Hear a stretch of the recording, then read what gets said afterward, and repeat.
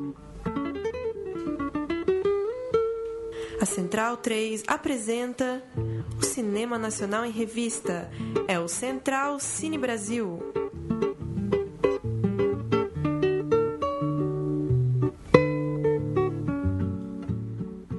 Alô, alô, está começando agora a terceira edição do Central Cine Brasil, aqui na Central 3. Eu sou o Lucas Borges e nessa terceira edição do nosso programa sobre cinema nacional, a gente tem um entrevistado especial em loco. Pela primeira vez, um entrevistado aqui no nosso estúdio, não é isso, Paulo Júnior? Tudo bem, Lucas? Tudo bem com o ouvinte aí da Central 3? Vamos falar de filme recém-premiado, vamos falar também de Eduardo Coutinho no nosso bloco de história, bater mais um papo aí sobre cinema nacional, passar números, passar festival aí que tá com inscrições abertas, dar mais um giro pelo que tá rolando aí no cinema brasileiro. Isso aí, quem é o convidado desta terceira edição de programa? Tiago Mendonça, que chega com um filme de nome grande e muito bonito, viu? Eu gostei bastante, Jovens Infelizes ou Um Homem que Grita Não é um Urso que Dança. Tudo bem, Tiago? Beleza? Beleza. Fala um pouco pra gente, apresenta o filme, digamos assim, o filme que mistura ficção com documentário, que foi filmado aqui em São Paulo, muitas das encenações feitas em ambientes reais, nas manifestações, no caso. Conta um pouco, dá uma sinopse aí pra quem não conhece o filme ainda. Bom, o Jovens Infelizes, na verdade, é um texto do Pasolini, né, que ele vai discutir um pouco, vai discutir a questão do fascismo de consumo. Ele vai discutir a geração dos jovens dos anos 70 na Itália, que ele vai falar que são condenados pelos erros dos pais, o que não faz menos culpados. E os erros dos pais é justamente abraçar a sociedade de consumo, né, o fascismo de consumo, que para o Pasolini é um fascismo muito mais cruel do que o próprio fascismo do Mussolini, com o qual ele lutou. Ele representa naquela geração que derrubou o fascismo italiano. E a gente estava discutindo isso muito a partir da nossa geração, né? Eu faço parte de uma geração de coletivos de cinema aqui de São Paulo e de coletivos de teatro que tentam fazer, né, uma arte à margem, né, desse tipo de pensamento. E a gente começou a pensar o que seria hoje, né, fazer uma arte livre, tentar pensar como a gente se insere numa sociedade cada vez com os horizontes cada vez mais rebaixados. Era o ano, quando a gente começa a fazer esse projeto, era o ano da Copa e a gente aproveitou, né, essa coisa do fanismo e da militarização na rua para chegar a usar isso de cenário para fazer esse filme, né? Só para dar o crédito completo, Lucas, antes de você fazer o próximo filme, eu disse que é recém-premiado, o Festival de Tiradentes, Mostra de Tiradentes, que terminou na semana passada, premiou Os Jovens Infelizes como o melhor filme pelo júri. É isso aí. A gente ainda não pôde assistir o filme, como o Thiago explicava há pouco aqui, fora do ar, ainda não existe, né, um link para se assistir online, etc., né? Só que já dá para ver que é um filme bastante autoral, um filme bastante original, é um filme em capítulos, uma ordem um pouco invertida. Queria que você falasse um pouco sobre essa estética, essa montagem ousada, como foi isso? Então, a gente decidiu fazer o filme numa ordem cronológica inversa, né? Ele começa do fim, de um epílogo, e você termina no começo, né? Por quê? Porque a gente queria que a pessoa que assistisse o filme ela tivesse uma relação distanciada com o filme, na ideia de distanciamento do Brecht mesmo, né? Que você chega, você tem uma relação intelectual que você vai ligando um pouco os pontos, você vai compreendendo aquilo e não tem uma relação propriamente daquele envolvimento direto, né? A gente queria que o espectador fosse um espectador ativo dentro do filme, então a escolha de fazer isso é por esse motivo. E o outro motivo geralmente quando a gente faz um filme político e a gente coloca uma ordem de coisas, né, uma série de posições, né, num filme, as pessoas já têm ideias pré-concebidas e já julgam de cara a partir da sua posição. E a gente queria quebrar um pouco com isso. A gente queria, na verdade, discutir menos as posições dessas pessoas, mas o que é a gente tentar construir um horizonte de utopia na sociedade contemporânea, né? Então a gente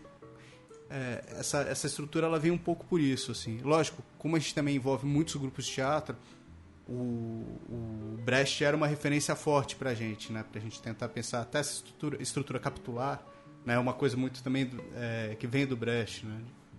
Você falou da expressão de cinema político, exatamente para para não ter essa coisa de não parecer um filme de tese, né? Um filme que, enfim, a pessoa que vai assistir já está esperando, né? Não necessariamente falar aqui de direita, esquerda, mas, enfim, falar para quebrar um pouco essa coisa de ser um filme já taxado, assim, com uma mensagem objetiva.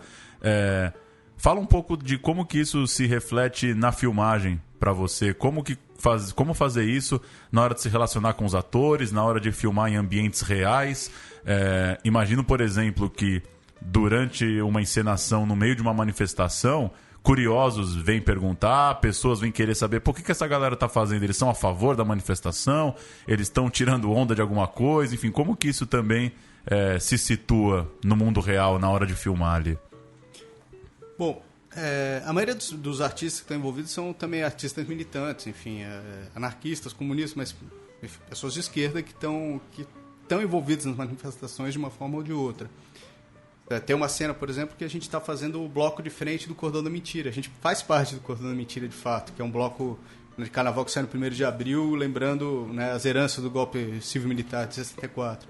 Enfim, a gente está dentro dessas estruturas, né, os atores e, enfim, todos envolvidos.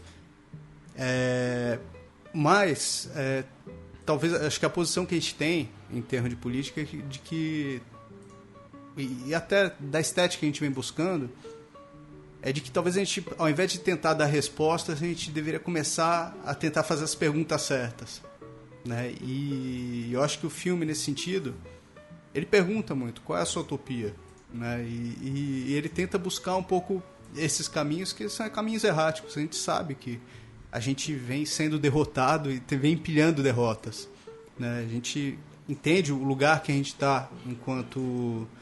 Não só projeto político, não. Acho que um projeto estético político, né? Acho que quando a gente vê o que resultou, né, do projeto de audiovisual da ditadura, que acho que é o projeto vitorioso até hoje, né? As telecomunicações, né, como elas estão estabelecidas no Brasil, né? Essa coisa que vem para nossa cabeça desde que a gente é criança, né? Essa televisão e a forma como isso se dá, né? E também o cinemão, né, que controla quase tudo, e a forma como toda a indústria, né, do audiovisual está estabelecida é uma forma fascista mesmo, né? Então, assim, a gente também, como a gente lida com isso? A gente queria fazer um filme completamente sem concessão. Então, nesse sentido, criticando, pensando também como é quixotesco o nosso próprio ato de tentar fazer um filme fora desse espaço, né? E combatendo esse espaço.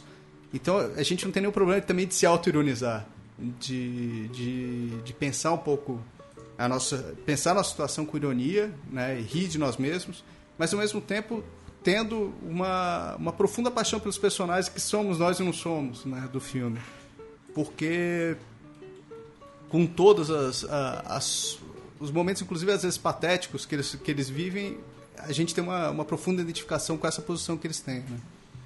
Esse é o seu... Por favor, Thiago. E a coisa da rua era uma coisa que talvez a gente não estivesse lá filmando, mas estaria como militante. As pessoas conheciam, muita gente conhecia a gente, então era um pouco natural que a gente estivesse lá. Era estranho também, né? E isso já foi feito, né? Por exemplo, Manhã Cinzenta, nos anos 70, né? Um diretor baiano, que é o Ney... Eu esqueci o nome dele, mas, enfim, não é uma coisa propriamente nova, né, no cinema brasileiro. O que a gente não sabia é que a repressão viria tão forte e tão rápido, né? A gente pensou que a gente teria um espaço maior para filmar. Então, de repente... O Ney São Paulo? O Ney São Paulo. E, de repente, a gente estava no meio de uma batalha campal e com os atores. Então, era uma situação muito maluca, assim, porque a gente tinha que tentar, né, manter a integridade nossa, né, de todo mundo da equipe, um meio que tentando cuidar do outro, mas ao mesmo tempo a gente estava filmando e as pessoas estavam na briga, então, né, em relação à repressão policial. É um pouco também, e não é o retrato que a gente vive, né? Então é um filme que acho que é sobre uma geração, é sobre a minha geração, né? E sobre essa coisa da gente ter sido, de certa forma, condenada mesmo, assim. A gente foi uma geração que foi rifada dos horizontes utópicos, rifada dos projetos. A gente vive quase um saudosismo do que nossos pais fizeram, e que abandonaram, né? A gente vive essa coisa e daí era uma tentativa de inverter o jogo. De chegar e falar, não, vamos pras cabeças, né? Acho que o filme é um pouco... Talvez seja por isso que o filme tenha emocionado tanto, né? Porque ele abraça um projeto, de fato, por mais que seja um projeto frustrado já de antemão, né? Esse é o seu primeiro longa-metragem, né, Tiago? O primeiro. Queria que você falasse um pouco sobre a sua história. Você citou aí coletivos de cinema, dos quais você participa, essa escola do teatro, né? Queria que você falasse sobre você, a sua história, essa história da militância de esquerda sua e dos atores também, como você chegou até esse primeiro longa. Bom, minha história, de certa forma, assim, eu me aproximo muito do cinema, primeiro porque eu sou morador do centro de São Paulo. Eu me aproximo da Boca do Lixo por conta do samba, porque eu sempre fui apaixonado por samba. E ali ficar os velhinhos da Boca do Lixo, do cinema, eu fui me aproximando ali. O tema dos meus primeiros 3 filmes é a Boca do Lixo, a cultura popular não estandardizada, né? Essa coisa do cinema da boca, os gibis. Os três primeiros que são... É o Minami Close-Up, Piove, o filme de Pio, A Guerra dos Gibis. E depois eu fiz um quarto que completa um pouco esse primeiro ciclo assim, do meu trabalho, que é o Canto da Lona, que é sobre circo. E depois, assim, teve uma coisa que marcou muito na minha infância, que eu conheci o Calum Richembar, né, que é um grande diretor aqui de São Paulo.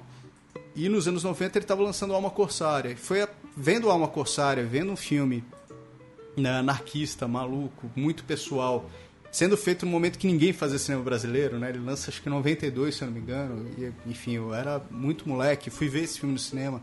Esse filme me tocou muito. Eu falei, cara, eu posso fazer um filme sobre minha cidade, discutindo as questões da minha geração. Isso é possível, esse cara tá fazendo nesse momento em que ninguém faz.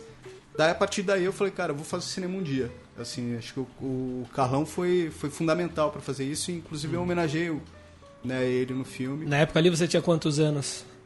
Cara, eu acho que eu tinha 12 anos, sei lá, por aí. Eu estudava na classe da filha dele, né? Então, depois eu fui morar em Brasília, e daí eu começo uma parceria com a Adília Queiroz, né, que é um diretor de Ceilândia, que fez alguns filmes importantes. Eu fui roteirista de alguns filmes dele. Mas, para além disso, a gente é muito amigo, a gente troca muita ideia, enfim. E a gente demorou muito para começar a fazer filme também, né? A gente estudou junto em 97. Ele foi fazer o Rap Canta Ceilândia, que é o primeiro filme dele, em 2005. Eu fui fazer o Minami, que é o meu primeiro, em 2008. Mas a gente nunca deixou de fazer cinema, porque a gente sempre ficou pensando muito o que seria um projeto de cinema, o que fazer em relação ao cinema, enfim. E eu acho que minha trajetória ela se estabeleceu um pouco nisso, assim, né? Um pé no cinema, um pé no samba, que foi uma grande escola, os movimentos de samba aqui de São Paulo, e depois o teatro, porque o teatro acho que sempre teve uma vida muito mais pulsante aqui em São Paulo, né? O movimento de teatro de grupo de São Paulo, e daí eu fui para o Folias, que, né, fui aluno do Maia, de dramaturgia, enfim, comecei a trampar com teatro no Folias, e depois fundei a Companhia do Terror, junto com alguns atores que eram do Folias também, que é justamente onde a gente começa o processo de Jovens Felizes. Os Jovens Felizes ele foi um filme que foi construído num processo muito próximo ao processo teatral. Era a princípio processo teatral, e depois a gente percebeu que a gente queria fazer, na verdade, um filme, né? Então, mas a lógica do processo foi a lógica, mais ou menos como é uma lógica de um processo teatral de teatro de grupo. E o teatro de grupo foi fundamental, não só para mim, mas para grande parte do grupo, para a nossa formação estético-política, né? Porque o teatro de grupo ele tem essa coisa de formar, né? E o cinema aqui não. O cinema aqui em São Paulo ele só deforma, né? O teatro aqui ele forma, e ele foi fundamental para toda essa geração que está chegando aqui dos coletivos de cinema aqui de São Paulo. Você citou o Adirley, acho que tem uma coisa interessante que é quebrar um pouco essa certa intelectualidade da arte, né? Ele, por exemplo, falou certa vez numa entrevista que entrou na faculdade e que não era nem um pouco cinéfilo, assim, que não é que ele era um nerd, né, cinéfilo que era viciado em filmes e resolveu fazer cinema. Você também falando dessa relação com o teatro, com outras ideias, também me parece um pouco isso. Você acha que como que isso acaba refletindo nos filmes, visto que, como você mesmo falou agora, é uma coisa muito diferente do que é o cinema paulistano hoje, né? Que é um cinema que explora a cidade de um ponto de vista mais, talvez, da classe média, dos conflitos entre periferia e uma certa elite, que são esses conflitos entre, né, essa São Paulo gigantesca e o Jardim Europa e os jardins. Como que você acha que, por causa dessa formação, desse outro tipo de ambição que você tem, que pessoas como a Dirley têm, estão refletindo na hora do filme pronto? Que me parece que são filmes que destoam completamente do cinema mais comercial, ou do cinema de edital, digamos assim, que está sendo feito nessas cidades. Eu acho que, primeiro, eu brinco um pouco que, às vezes, o enquadramento de grande parte dos filmes de São Paulo é o enquadramento da janela do apartamento, né? Assim, a gente está falando da rua, né? Então é um outro corpo já, né? Que é um corpo que está na rua, que está lidando com as questões da rua, né? Então, isso não são meus filmes, não. É filme de toda uma geração. Talvez o nosso longa tenha sido o primeiro longa dessa geração. A gente estava com 2 longas lá, né? Tinha também do Lincoln Pericles, né? Que estava com um filme de aborto. Então, assim, que eram filmes que destoavam, né? Justamente nessa visceralidade, né? Eu acho que, nesse sentido, os filmes da Dirley têm isso também, né? Um outro corpo que vai ao cinema, né? E que você chega e você vê que tem algo diferente do que você está trazendo. Porque não adianta você chegar e falar, eu quero fazer um filme de periferia, e você domestica o corpo do outro, né? Você chega, eu quero fazer um filme sobre futebol, você é um cara que não tem um corpo que não é um corpo do futebol. Quero fazer, e não adianta. Assim, ou você tem uma relação de fato visceral, o cinema é físico, né? Então, ou você tem uma relação visceral com o que você está tentando discutir, ou você vai fazer um pastiche, né? Inclusive um pastiche de quebrada, que é o que mais tem aqui em São Paulo, né? Falei, cara, mano, esses bichos nunca pisaram numa quebrada para fazer uma bobagem dessa, né? Então, eu acho que um pouco isso. Nosso cinema não é da Vila Madalena, né? Aliás, o nosso circuito a gente está na Barra Funda, está no Bexiga, a gente é do centro. O nosso rolê é outro, né? Então a gente não tem muito diálogo com esse cinema da Vila Madalena, a gente não tem nenhuma relação. Enfim, respeito, tem pessoas que eu gosto, não gosto, não é isso. A gente está falando de outro lugar. Inclusive porque quando chega e fala, não, estamos todo mundo junto. Não estamos todo mundo junto. Porque na hora de chegar e pegar o dinheiro dos editais, os bichos estão num lugar, a gente está em outro, e a gente está fazendo no peito. Esse filme que a gente apresentou lá não tem um centavo de dinheiro público. Não porque a gente não queria. A gente tentou todos os editais do mundo. Até edital de finalização no final do ano a gente estava ali. Entendeu? Mas não, pra gente não tem. Entendeu? E daí é esse negócio. Então agora a gente está em outra discussão. A gente fala, cara, a gente vem de outro lugar, a gente está falando de outro lugar e a gente quer disputar, sim, esse dinheiro, porque a gente está produzindo, a gente produz com coração. A gente faz... Cara, essa turma aqui de São Paulo faz 10, 15 filmes por ano, sabe? Tá em todo o tempo, sabe? Circulando, falando sobre São Paulo de um lugar que não é esse São Paulo. Porque existem várias São Paulos, né? Existem vários projetos de cinema aqui. E, de fato, acho que os coletivos de cinema agora estão apresentando um outro projeto que fala de um outro lugar mesmo. E que não quer chegar e atingir mercado porque não acredita no mercado, porque quer combater essa lógica, né? Porque quer combater essa lógica predatória que tem, né, de parasita, né, da indústria cultural. Então, assim, o que a gente está fazendo de cinema é uma tentativa de chegar e construir a margem disso. A gente pode dizer, então, que vocês estão levantando uma bandeira aí, talvez do renascimento, da boca do lixo, que a gente pode ver cada vez mais filmes com viés de jovens infelizes? Eu acho que não de renascimento, até porque a Boca foi muito específica. Eu tenho o maior respeito pelos diretores da Boca, mas, de certa forma, a gente olha para trás para fazer o filme que a gente está fazendo, sabe? A gente tem o maior respeito por uma geração de cinema da Boca com quem a gente aprendeu muito. Eu tive o prazer de conviver com alguns deles, né? Com o Jairo, com o Carlos Reichenbach, com o Oswaldo Candeias, com o Mojica, que, né, ainda está aí. Enfim, eu acho que nesse sentido, a gente, com o Tonati, que está aí, que é um grande mestre, estava sendo homenageado, inclusive, no festival, né? Assim, a gente tem uma reverência a essas pessoas, a gente aprende muito com elas. E aprende, assim, eu falo, a gente gosta de ouvir o Tonati, sabe, de conversar com ele, justamente porque ele mostra, né, a trajetória dele é uma trajetória, né, de uma ética e de uma estética que estão embrenhadas, né? Assim, isso tá nos filmes dele. E isso, eu falo, cara, isso pra gente é referência. Não é, o cara que... eu quero que se dane. Assim, eu falo, eu quero chegar e aprender com esses caras. Com Rosenberg, lá do Rio, que, é um cineasta fantástico, genial, que faz um filme, político, autoral do caralho. E quando os caras que, chegaram e falaram, mano, você não vai mais fazer filme, o cara continuou fazendo filme na internet, uns vídeos muito loucos, assim, que ele tem mais de 50 filmes que ele fez nos anos 90 até a década passada, sabe, pra internet. Então, assim, tem caras que pra gente são referências absolutas. Eu acho que, na verdade, não é retomar, porque eu acho que a gente tá falando de outro lugar, mas é, sim, aprender com esse passado e tentar construir um outro campo pra gente, né? A Mostra de Tiradentes, ela vem sendo... vem ficando cada vez mais evidente que ela dá espaço para filmes mais autorais. De fato, imagino eu que tem alguns dos grandes festivais que você não tem tanta expectativa de ver teu filme, porque eles são para um outro tipo de cinema mesmo.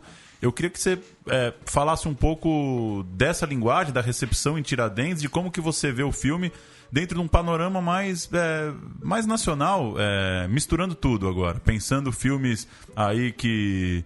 Atores são premiados em Gramados, filmes que estreiam em Brasília, filmes que estreiam em Paulínia, que vencem em outros tipos de festivais, filme que vence em Festival do Rio. Como que você vê os Jovens Infelizes com essa galera que, como a gente vem falando nas outras perguntas, faz um outro tipo de cinema, com edital, que leva ali vários anos para fazer um filme, que já chega no festival com grandes distribuidoras, até com estreia comercial já programada. Como que você vê teu filme nesse bolo aí desses grandes festivais brasileiros? Então, bom, primeiro assim, o próprio Festival de Brasília, o Branco Sai, ele ganhou o Festival de Brasília. Eu acho que, no meu caso, no caso da Adilei, a gente faz filmes populares. Muito mais populares do que muita coisa que circula por aí. Agora a gente não faz filme para a indústria cultural, que é muito diferente, né? A gente faz filme, sim, né, para filmes que dialogam com o povo. Acho que todos os meus curtas tiveram assim, uma boa receptividade, circularam bastante. Agora, é isso. A gente tem um projeto estético político, né, e a gente não vai se rebaixar, né, ao que, sabe, salas de cinema, distribuidores, Globo Filme pede, porque não é do nosso interesse. A gente está em outro lugar, né, na luta mesmo, estético-política. Então, a gente entende que tem, sim, uma disputa a ser feita. E é lógico que é quixotesca, que a gente é muito pequeno e tal. Mas eu acho que a gente tem uma responsabilidade. Mesmo que a gente hoje, ninguém veja nossos filmes, né, a gente tá jogando, sabe, algo pro futuro. A gente tá, nem que seja um documento de que nesse momento, né, de horizontes abaixados, existiam pessoas que resistiam. Como hoje eu posso ver, né, os filmes dessa geração dos anos 70 e falar, cara, teve gente que não abraçou o projeto Embrafilme, não abraçou a ditadura e resistiu à margem e continuou fazendo seu filme, sabe, os seus filmes desse modo. E essas são nossas referências. Por mais que esses caras tenham amargado muito tempo fora das telas, tenham se ferrado e tal, eles vão continuar sendo nossas referências. Eu acho que a gente tem que ter calma e falar, cara, a gente não tem que se enquadrar, ninguém vai enquadrar a gente. O que a gente tem é que chegar e construir um outro espaço, um outro campo, e falar, cara, está tudo errado, então vamos, né, o filme mesmo fala, né, pra começar de novo a gente precisa destruir. Eu acho que a gente precisa destruir o que está estabelecido, né, porque o que está estabelecido é terrível. E se a gente não começar, eu não estou falando só da cultura, né, eu acho que é da política mesmo, né. A gente está vendo agora um momento, e eu acho que talvez o filme tenha tocado tantas pessoas, em que a gente está vendo todos os partidos que surgiram do projeto de redemocratização ruindo, né? E nenhum projeto novo no horizonte. E é isso, são pessoas que traíram todos os seus ideais, todas as suas, sabe, as suas ideias, pelo que era o real que se apresentava no momento. Esse real é terrível e a gente não quer abraçar isso. Eu acho que se a gente não, pelo menos na arte, na estética, a gente não abraçar um ideal, um horizonte mesmo de mudança, sabe, e de crítica e de pensamento real, pensamento forte, e falar, cara, a gente não vai se rebaixar, a gente não vai entregar o ouro como todo mundo vem fazendo, a gente, sei lá, não tem muito caminho, sabe? A gente vai chegar e vai continuar ferrando geração atrás de geração, né? Porque o que está aí é o que está aí, a gente sabe.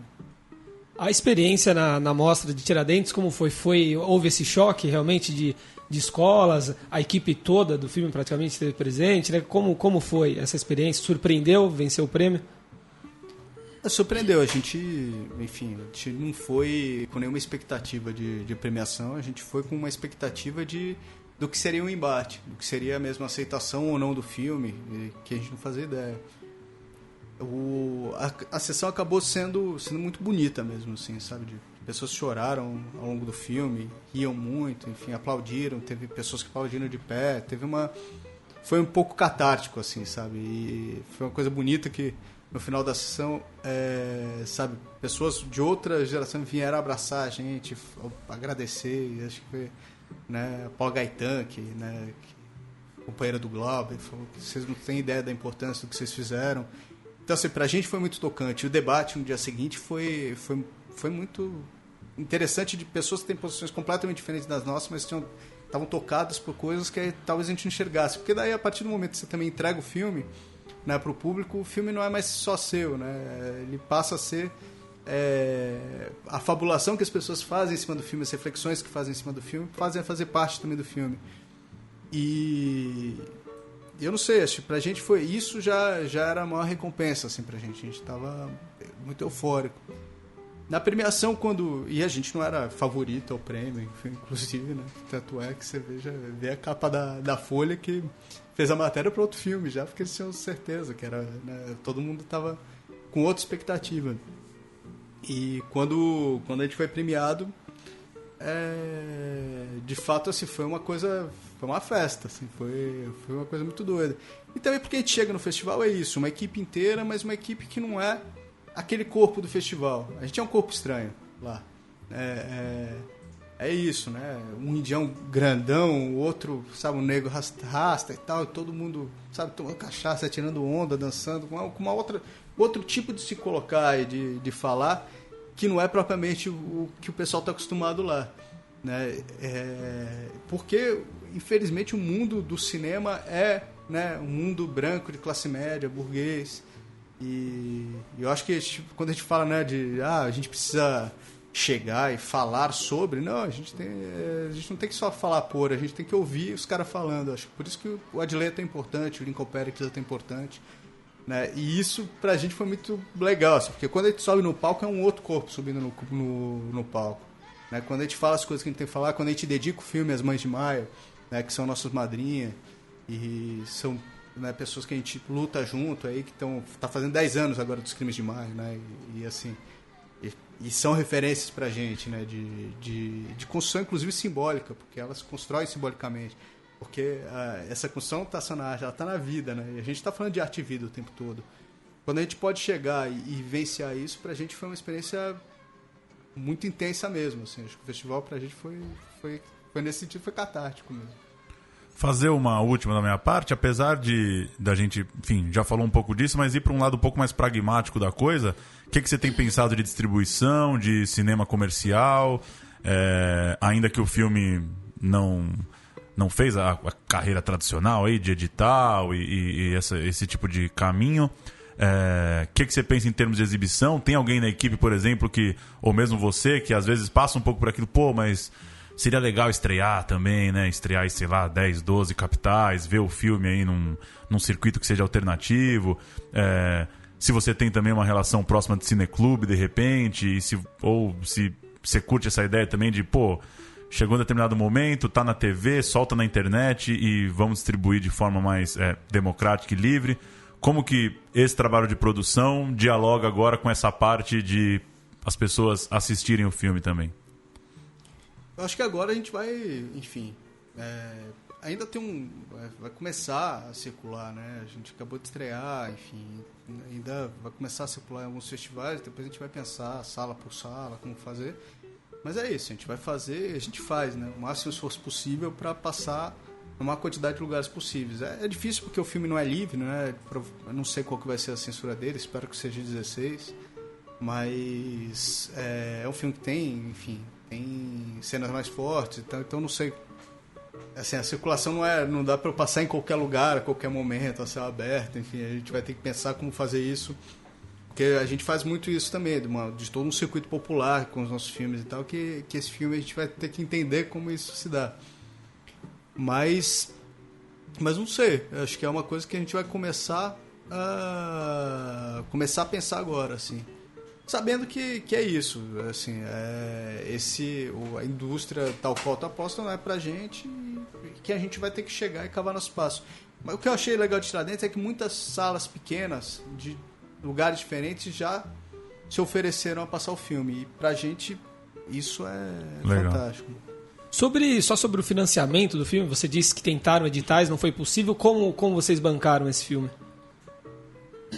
É o seguinte, eu peguei um argumento meu, que é um argumento que talvez eu nunca faça, mas era um argumento que eu sabia que ia ganhar edital. Então, assim, eu fiz o argumento para ganhar edital.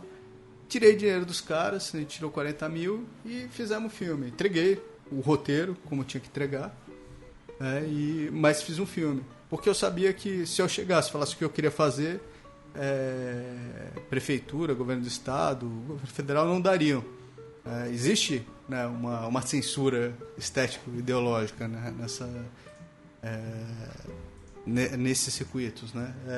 Então o que a gente faz geralmente ou a gente engana nos editais, a gente fala que vai fazer uma coisa e faz outra, que é uma tática, ou a gente faz filmes que a gente gostaria de fazer, mas separa um dinheiro para fazer também o filme que a gente quer fazer, mas não vai ser financiado. Então acho que a gente usou dessa tática de chegar e pegar um dinheiro que era para outra coisa e fazer isso. A gente fez o orçamento total do filme foi de R$40 mil, né? E lógico que esse orçamento não é real, porque tem muito trabalho investido, né, de toda a equipe.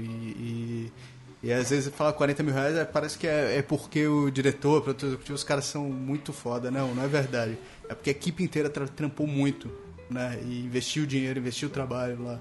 Né? Então é um trabalho coletivo, um investimento coletivo que eu não sei nem calcular. Né? Vamos pra história, Lucas? Bora pra história. Vinheta com Leandro e a mim na mesa de som. Vamos lá.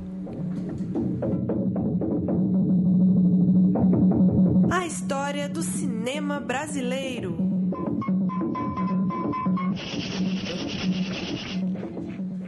Na última terça-feira, dia 2 de fevereiro, se completaram 2 anos da morte de Eduardo Coutinho, icônico documentarista brasileiro. O paulistano foi morto de forma trágica aos 80 anos, no Rio de Janeiro, pelo próprio filho, né, que era diagnosticado com esquizofrenia. Coutinho forjou ao longo da carreira uma vasta filmografia e também uma linguagem bastante sua.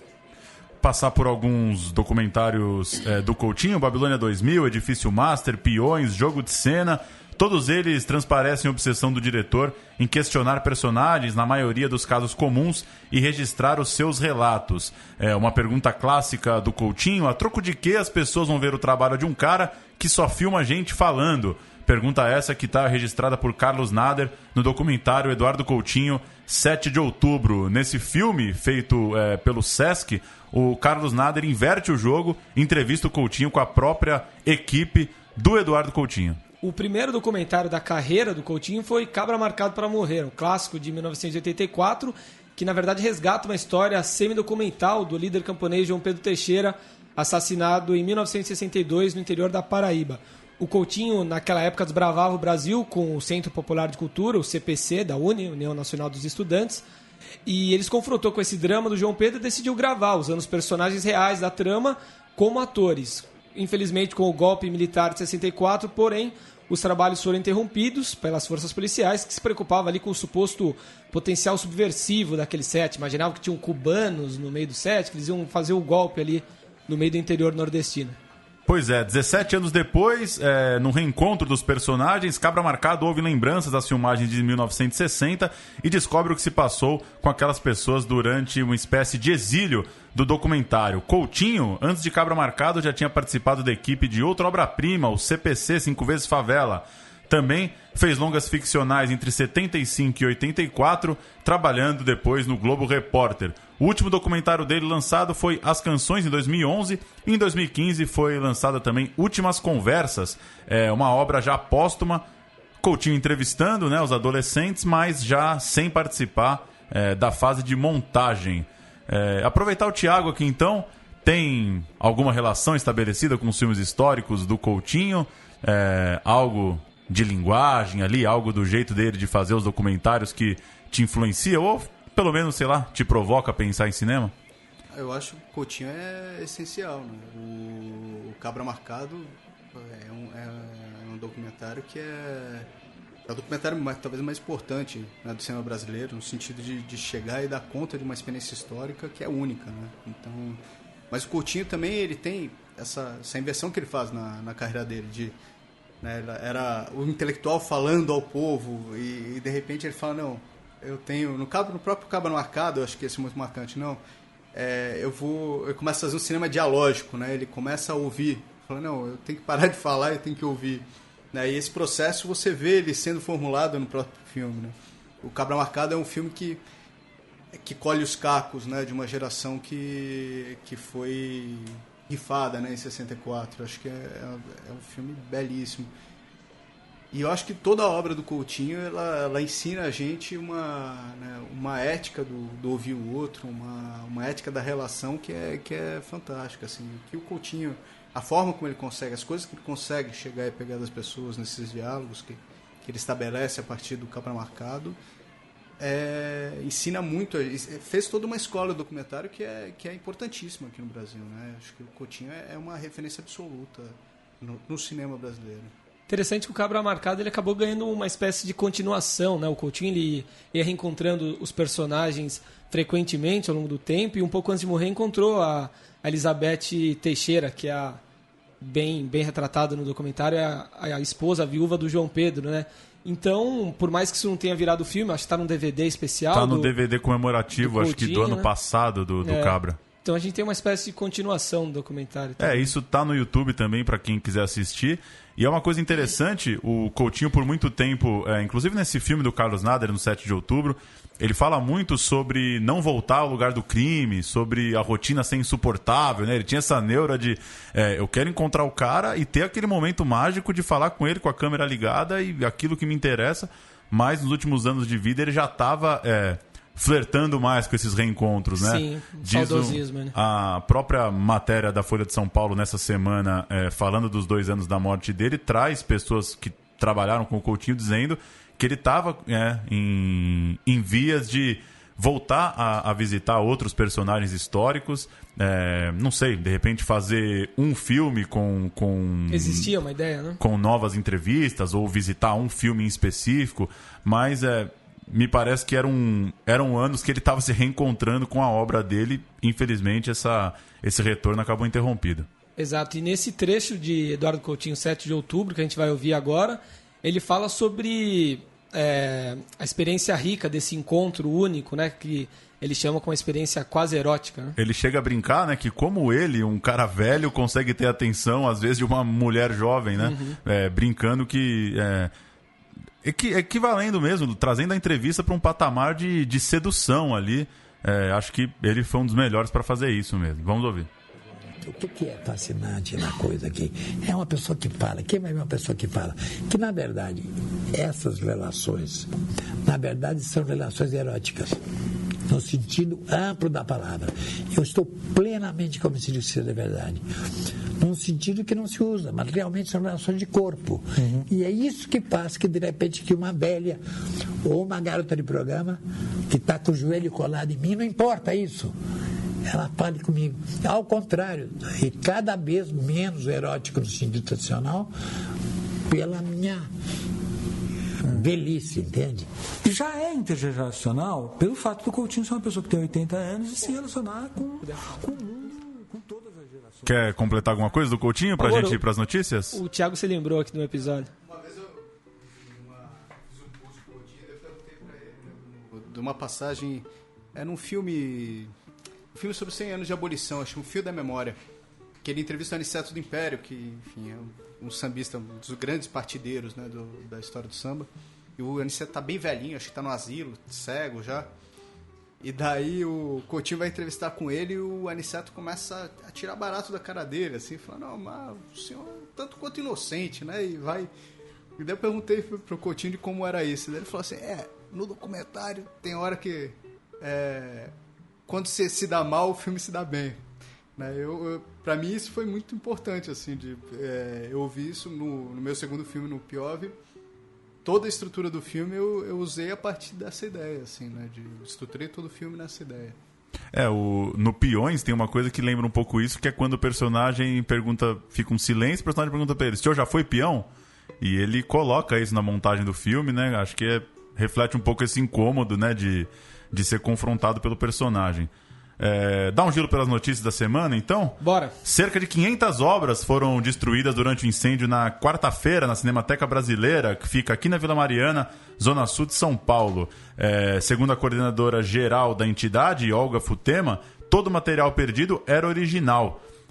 Tem um longa-metragem cujo nome não foi divulgado e gravações de cinejornais brasileiros da década de 40. A boa notícia, ao menos, é que, segundo a Cinemateca, quase todos os filmes tinham cópias em tecnologias mais modernas e acabou que ninguém ficou ferido no incidente. Esse já é o quarto incêndio registrado na Cinemateca, os outros datam de 57, 69 e 82.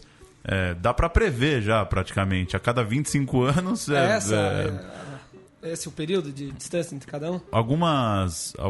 Alguns textos aí, algumas pessoas mais inseridas no contexto da Cinemateca questionando, né, os cuidados. Lembrando que o Museu da Língua sofreu um incêndio aí há 3 meses atrás, 4 meses atrás, novembro, dezembro. Por aí, né? Ou na virada do ano agora, acho que 2 meses. Enfim, uma coisa para sempre se pensar e que sempre preocupa, né? Não é raro você ver... E é um material inflamável, enfim, né? Perigoso. E a pena é que não é raro você ver documentaristas, pesquisadores, historiadores falando que durante a pesquisa acabaram se deparando com material perdido. Isso é batata no Brasil, né? Mas eu acho que tem que ser levado em conta o desmonte que a Cinemateca sofreu, né? Quando a Marta Suplicy era ministra da Cultura, que ela demitiu quase toda a equipe, aquilo ficou um descuido desde então. A responsabilidade das pessoas que chegaram, enfim, eu não sei se houve acusação na época de que havia corrupção lá, nunca nada foi provado, nada foi levantado. Acho que independente do que aconteceu, do motivo de chegar e tirar a direção e mudar as coisas ali, o abandono já tem 3 anos. Então, assim, isso é uma crônica da tragédia anunciada. Assim. Eu lembro na época que eu, como diretor, e muitos outros diretores, a gente fez uma manifestação na frente da Cinemateca. Na época era da BD, a gente mandou uma carta para o Ministério da Cultura e desde então praticamente nada foi feito. Eu acho que a Olga Futema é uma pessoa, sabe, que de fato tem um comprometimento com aquilo, é uma pessoa séria. Mas, assim, acho que as pessoas... O Inácio Araújo escreveu um texto ontem que eu acho brilhante, assim, falando que Marta Suplicy, antes de chegar e ficar falando dos problemas de São Paulo, deveria pensar os problemas que causou, né, inclusive para a Cinemateca. E esse descaso, né, com a nossa memória, né, é algo que se repete, né? E essa tragédia da Cinemateca, não foi só 0,4%. 0,4% da nossa memória é muito, sabe? É 0,4% da nossa memória audiovisual, assim, do que as pessoas estão falando. Então, assim, a Cinemateca ela continua abandonada, sem funcionários, né? E isso pode voltar a acontecer a qualquer momento, porque nada é feito há muitos anos. Exato. A equipe do Menino e o Mundo, a animação brasileira indicada ao Oscar, está com uma campanha de financiamento coletivo para divulgação e promoção do filme nos Estados Unidos. A ideia é arrecadar R$100 mil até o final do mês de fevereiro. E para acessar a campanha, basta entrar no site do Catarse ou na página do filme no Facebook. Já assistiu o Menino e o Mundo? Assisti com minha filha. Bonito, né? Bonito. Bacana. O tradicional Cine Ceará, com sessões lá no Cine Teatro São Luís, em Fortaleza, está com inscrições abertas para a sua 26ª edição. O festival acontece em junho com 2 mostras competitivas, uma ibero-americana de longas e outra brasileira de curtas. As inscrições acontecem até dia 31 de março no cineceará.com.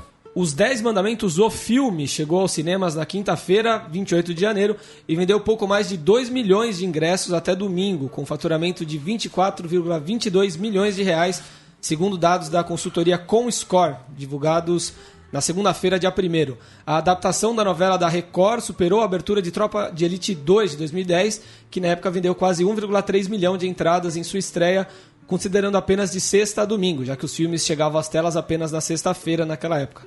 Ainda assim, Os 10 Mandamentos não conseguiu bater o recorde do último capítulo da saga Crepúsculo, Amanhecer, parte 2, que vendeu 3,1 milhões de ingressos e rendeu 37 milhões de quinta a domingo em 2012. O filme ainda ficou atrás de Vingadores Era de Ultron, com 2,6 milhões de faturamento, e Velozes e Furiosos 7, 2,3 milhões.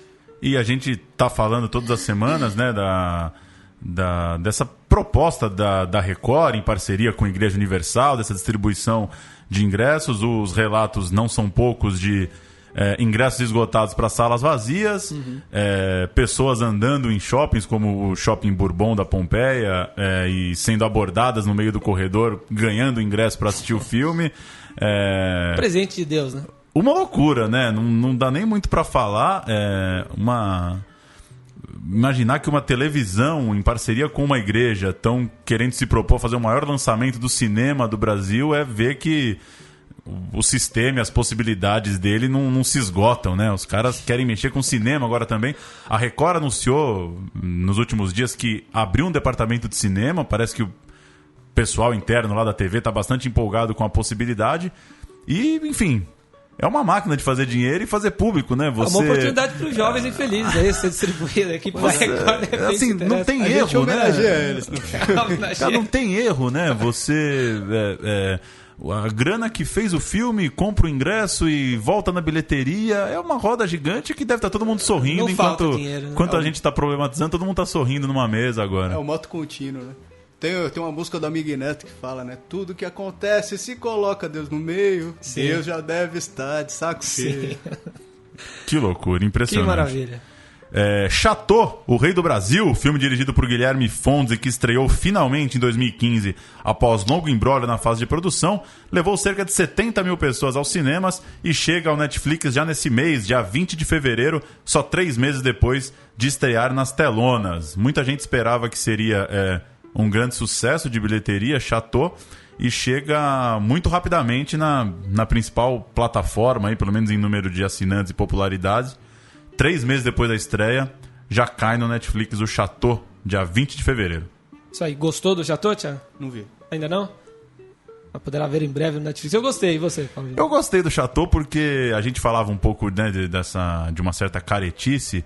Perto das cinebiografias feitas atualmente, nessa década, é um filme que remete a um outro momento mesmo, né? Só de ter sido filmado 15 anos atrás e de não ser aquela coisa linear, careta, já gostei de algumas... Sim. Gostei da ousadia, pelo menos, do filme. Eu também. O diretor brasileiro radicado em Londres, Daniel Florenço, concorrerá com os blockbusters Star Wars, O Despertar da Força e 007 contra Spectre na novata premiação britânica National Film Awards. Florenço assina Chasing Robert Barker, filme financiado por arrecadação na internet. É um longa que aborda o mundo dos paparazzi e vai disputar os troféus de melhor filme de ação, melhor ator e melhor ator coadjuvante. Está aberta a votação do público para o 42º Festival Sesc Melhores Filmes, que elege os melhores longas de 2015, nas categorias Melhor Filme, Diretor, Ator, Atriz e Melhor Roteiro, Fotografia, também um prêmio especial para os documentários nacionais. A abertura do festival em 2016 é no dia 6 de abril, quando serão entregues os troféus aos vencedores e haverá a exibição de um filme brasileiro inédito ainda a ser confirmado lá no Cinesesc, aqui pertinho, na Rua Augusta 2075. Além da votação, é sempre uma boa chance de fazer uma retrospectiva, rever filmes brasileiros que às vezes passaram uma semaninha, 2 semanas, tem essa chance de revê-lo no Cinesesc. Isso aí. E o Central Cine Brasil se dedica especialmente ao cinema brasileiro, mas a gente não podia ignorar o lançamento do trailer de Miles Ahead, cinebiografia da lenda do jazz Miles Davis. Don Cheadle, será que é essa a pronúncia? Não sei exatamente. O protagonista de Hotel Ruanda é o diretor, co-roteirista e vive o próprio Miles Davis nesse longa, que também tem o Ian McGregor de Transpotting. Miles Ahead chega aos cinemas dos Estados Unidos a partir de 1º de abril, ainda não tem uma previsão para o cinema brasileiro, e pode ser a chance de Leandro e a mim começar a gostar de jazz, né? Talvez, Leandro e a mim. Leandro e a mim tem uma birra com jazz, mas ele vai ter que aguentar esses 2 minutinhos e meio aí do trailer do filme do Miles Davis. É isso, né? É isso aí. Se o Thiago pudesse falar se o público consegue assistir, como consegue assistir os 3 curtas dele, seria bacana também. No Vimeo da Memória Viva, que é a produtora, alguns dos curtas estão lá, né, tá aberto. Tem no Porta Curtas também alguns deles.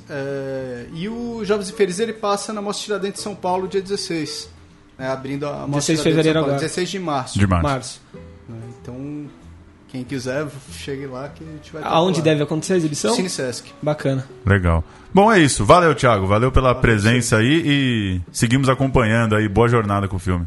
Valeu vocês. Obrigado aí pelo convite. Muito obrigado, Thiago. Parabéns pelo primeiro prêmio, que venham outros aí. Valeu então, Lucas. É isso aí. Um abraço. Até quinta que vem. Até quinta que vem. O carnaval nunca cai na quinta, né? Então não vai dar pra gente ter essa mamata. Quinta que vem tem mais Central Cine Brasil. Valeu, um abraço.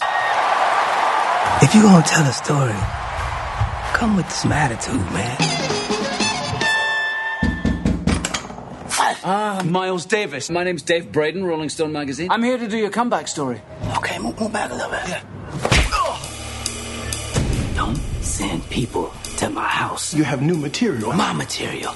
My session tape. You're under contract here. We actually own that tape. Miles! You own? How much money you got on you? Okay, you about 19,000 light, but that's a start. I moved to New York, met some cats, made some music. Studied piano too, huh? Nah, just woke up black, knew how to play. You're black? The music don't move on in this dead music. It's all about improvisation.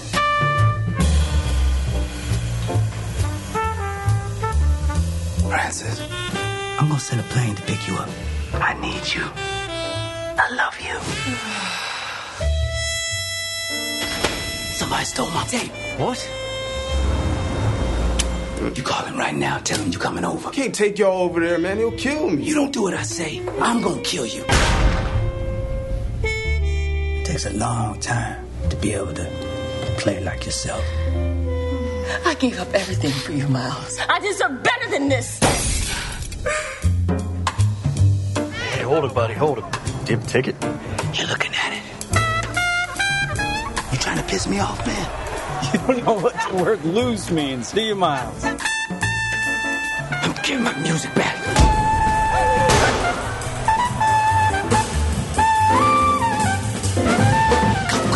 Go. This is madness. I am not dying over this jazz tape. Don't call it jazz, man. That's some made-up word. It's social music.